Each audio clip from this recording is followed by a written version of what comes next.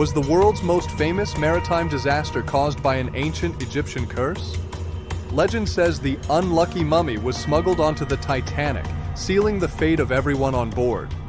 Today, we're venturing into the British Museum to uncover the chilling reality behind case 22542 and the lid that allegedly sank a giant.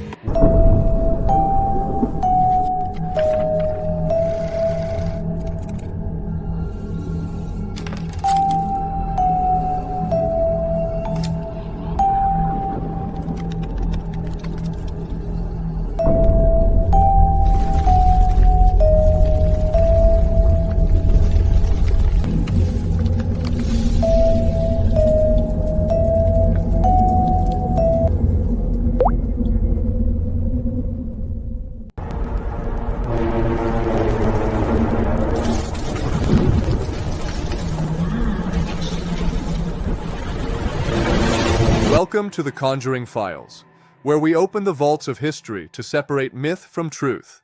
In this new file, we confront one of the 20th century's most enduring ghost stories, the tale of a mummified priestess whose wrath drowned 1,500 souls.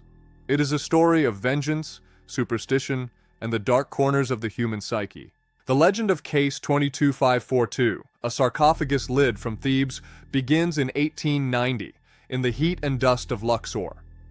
4 young Englishmen seeking adventure purchased this painted wooden board, but misfortune followed them like a shadow. One man supposedly vanished into the desert, leaving only his boots behind. Another was accidentally shot by his own servant, losing his arm to a surgeon's saw. A third lost his entire life savings in a sudden bank failure, while the fourth fell into a spiral of illness and poverty.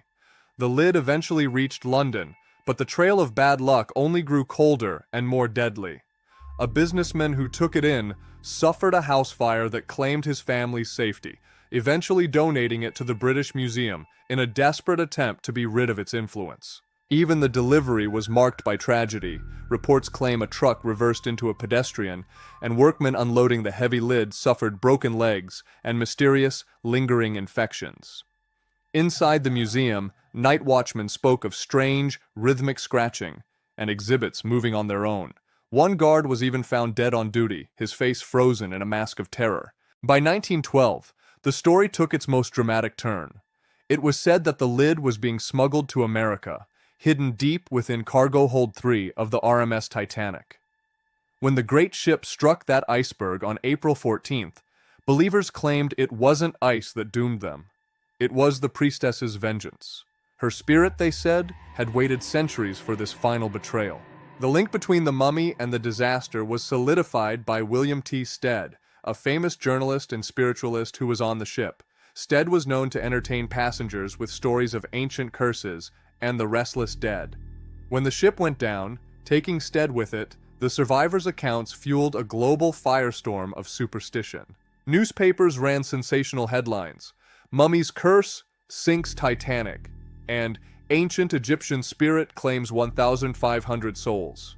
Spiritualists held darkened seances in London and New York, claiming victims' ghosts whispered, "She walks among us, even in the depths." But the legend didn't stop with the Titanic. As the world spiraled toward the Great War, Case 22542 was blamed for even more maritime tragedies. Some claimed the cursed board was salvaged and placed onto the Empress of Ireland, which sank in 1914, and then onto the Lusitania before it was torpedoed in 1915. Though these claims were entirely baseless, they highlight a darker truth. The early 20th century was obsessed with Egyptomania. In an era of rapid change and global conflict, the idea of an ancient, vengeful power was a terrifyingly comfortable explanation for a world that felt increasingly out of control. The mummy wasn't just a lid. It was a canvas for our deepest fears, a scapegoat for the senseless destruction of a new, industrial age. But here's the question no one asked. Was any of it true? The truth behind Case 22542 is perhaps even more fascinating than the ghost story. In reality, it isn't even a mummy. It is a mummy board, a wooden inner coffin lid dating back to around 950 BC, once belonging to a high-ranking woman, possibly a priestess of Amenra. And most importantly, It never left London.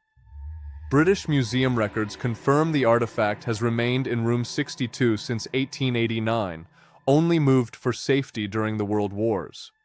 The Titanic's cargo manifest, finally accessed by researchers, shows no record of any Egyptian artifact on board.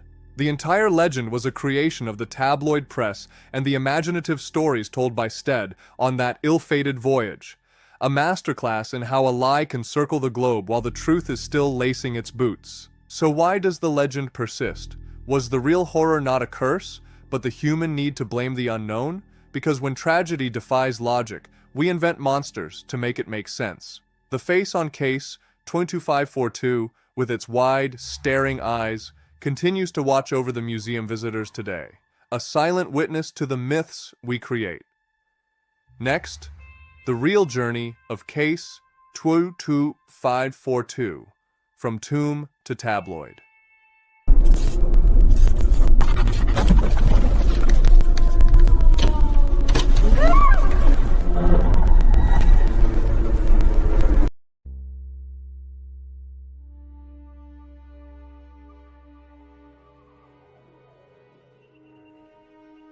In 1889, British aristocrat Thomas Douglas Pennant acquired a painted wooden coffin lid from a dealer in Luxor.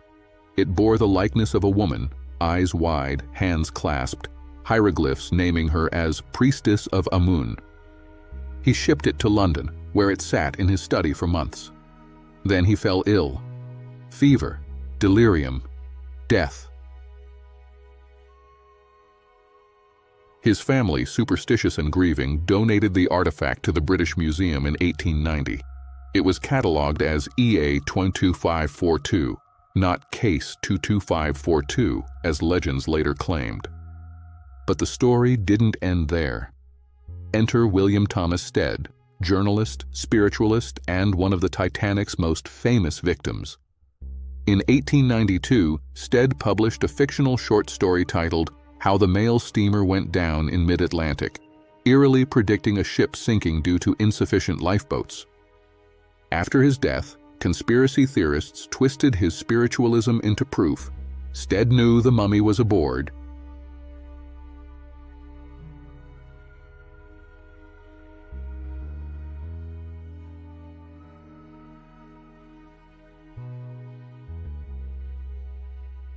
Worse, Stead had once written about Egyptian curses. Tabloids merged the two. Suddenly, EA 22542 became the unlucky mummy, a haunted object that killed its owners. Never mind that museum records show no staff deaths linked to it. Never mind that the blind buyer was pure fiction. The myth spread like plague. And crucially, it was never a mummy. It was a coffin lid, wood, paint, and plaster. No body, no wrappings, just art. But cursed coffin lid doesn't sell papers. Mummy's Revenge does. So the lid sat quietly in room 62 of the British Museum, while the world imagined it rotting in the Atlantic, waiting to rise again.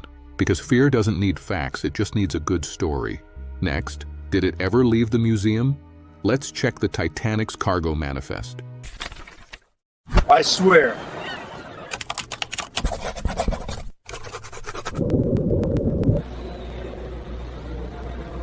If the unlucky mummy was aboard the Titanic, it would be listed in the ship's official cargo manifest. So let's look. The Titanic's hold carried everything: pianos, cars, fine wine, even a Renault automobile. Every crate was logged by White Star Line. Researchers have scoured these records for over a century. Not one mentions an Egyptian artifact. Not one references EA 22542.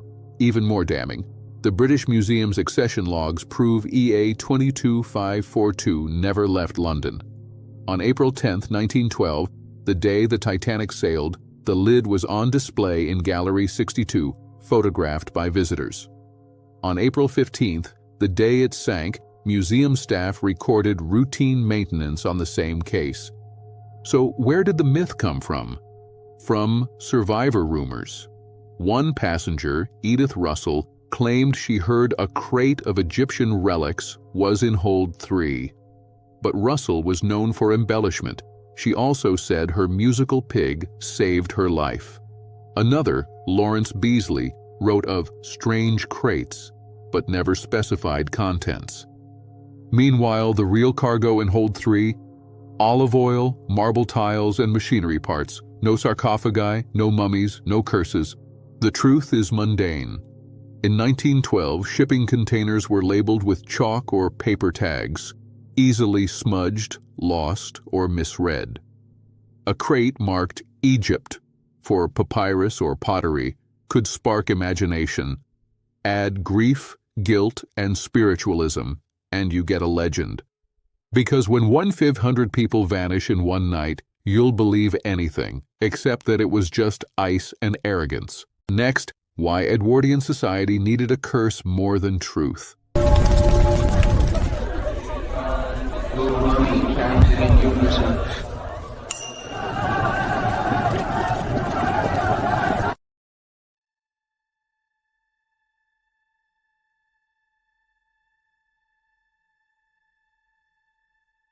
The Titanic wasn't just a shipwreck, it was a psychological rupture. The unsinkable had sunk. The rich had died alongside the poor. Technology had failed, and no one wanted to admit the truth. Human error sank the ship.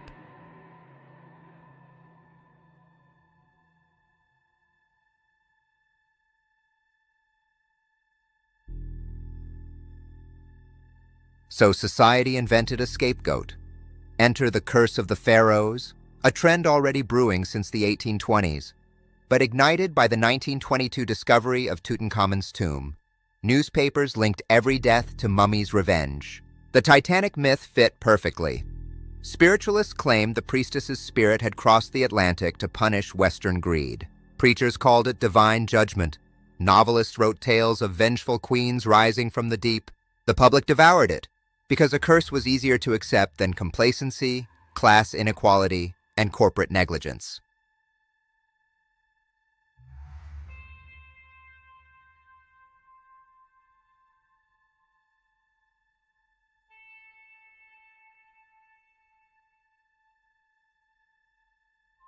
Even today, the myth persists. Why? Because disasters demand meaning. Random icebergs feel unjust. But a 3,000-year-old curse? That's poetic. That's fate. Yet modern tools debunk it utterly. In 2020, the British Museum released high-resolution 3D scans of EA 22542, showing it intact in London, with no signs of ocean damage. Archival photos from 1912 confirm its location. DNA tests on nearby artifacts show no saltwater exposure. The real horror isn't the mummy.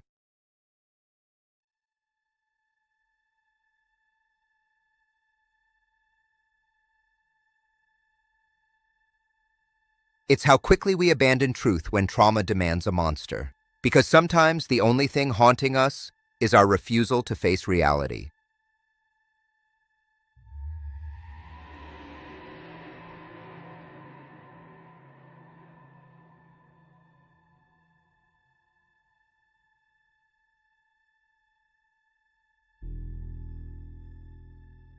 Next, the true fate of the priestess's lid and why her story matters.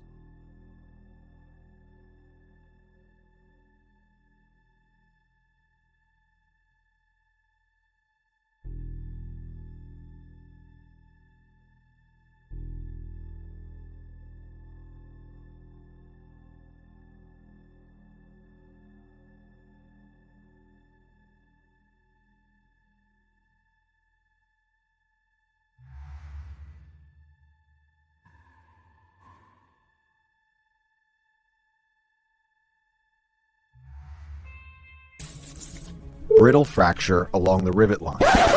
The steel simply couldn't resist the stress.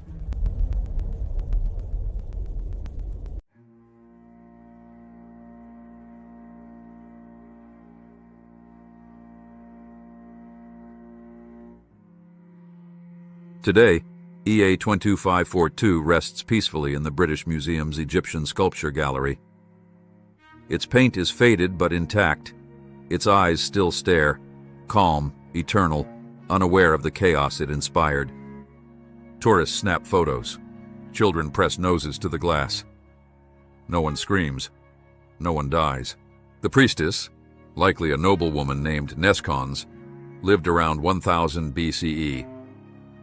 She served Amun, raised children, and was buried with honor. Her lid was meant to guide her soul to the afterlife. Instead, it became a pawn in a century of fear.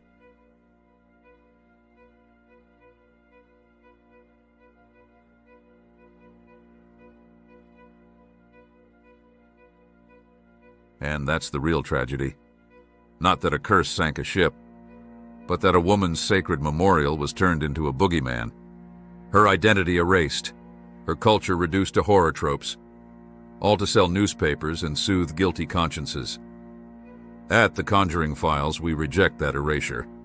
We honor history, not as ghost stories, but as human stories. The Titanic sank because of speed, ice, and hubris, not magic. And EA 22542, it's not cursed. It's a testament to a life lived.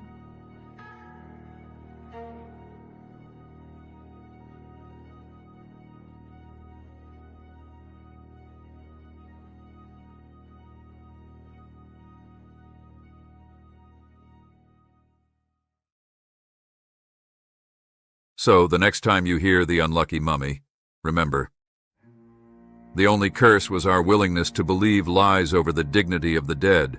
The mummy was never on the Titanic. But the lie? It's still sailing. No curse sank the ship. Human pride did. She was a priestess, not a monster.